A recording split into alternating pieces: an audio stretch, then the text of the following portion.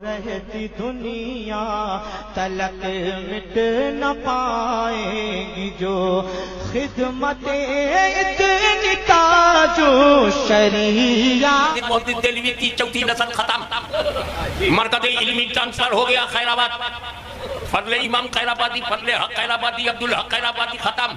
Transfer ہو گیا بدایوں، فضل رسول Badayuni, Abdul Qadir Badayuni, عبدالمقتدر Badayuni transfer ہو گیا، کب پہنچا بریلی شریف۔ علامہ نقی علی خان امام احمد رضا کا مفتی اعظم ہند تاج الشریعہ اب کون؟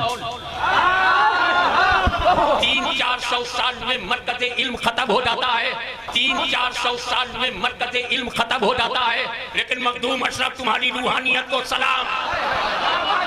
700 برس گزر گیا، کسی دور میں جاہل نہیں عالم ہی ملے۔ اور غم نہ کرنا، حضور مفتی اعظم ہند کے دور میں نسبندی کا جو فتویٰ حضور مفتی اعظم نے دیا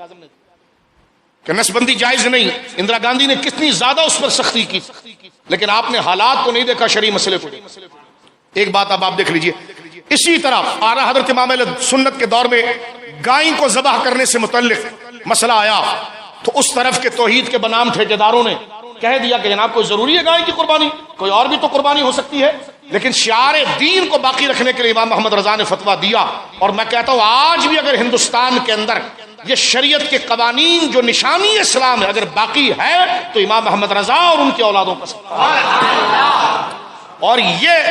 یہ صحرا آپ کے زیب سجادہ یہ ایمانی غیرت سے آتا ہے۔ نماز میں اگر واقعی میں ہم سچے ہیں نا تو پھر یہ علمی غیرت آنی چاہیے۔ نماز ہم کوئی نہیں چھوڑتے، روزہ ہم نہیں چھوڑتے، ایسا ہی ہونا چاہیے، لیکن واقعتاً اگر اس میں ہمیں کمال ملا ہے تو پھر سارا شوق اللہ کے لیے ہوگا، پھر غیرت اللہ کے لیے ہوگی، پھر دشمنی اللہ کے لیے ہوگی۔ یہ ایمان کی علامت ہے۔ اب آپ دیکھیں ہندوستان میں ایک بندر بازی چلی کہ بندے ماترم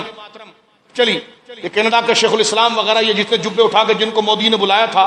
یہ جتنے جمادار قسم کے آج کل بنے ہوئے ہیں، نام قرآن کے لیے ہے، یہ سب اس طرف آ گئے، مودی کے ویزوں پر یہ پہنچے سارے دہلی، نام نہاد صوفی کانفرنس کر کے پورے دین کا ستیہ ناش کرنے کی کوشش کی۔ آج یہود ہو یا ہندو ہو مسلمانوں کو منتشر کرنا چاہتا ہے تو کہتا ہے صوفی کانفرنس کریں۔ اس کا مطلب یہ ہوتا ہے کہ صوفی کا معنی وہ ہوتا ہے جو آدھا ہندو ہو آدھا مسلمان ہو، العیاذ باللہ۔ بلکہ اسلام تو کہتا ہے صوفی وہ ہو جیسے ابوبکر صدیق ہیں، جیسے فاروق اعظم ہے، جیسے عثمان و علی ہے، تو صوفی کانفرنس وہاں پر بلا کر یہ مسئلہ بھی اٹھا کے کہ بندے ماترم کا مسئلہ اٹھایا گیا، یا جناب اس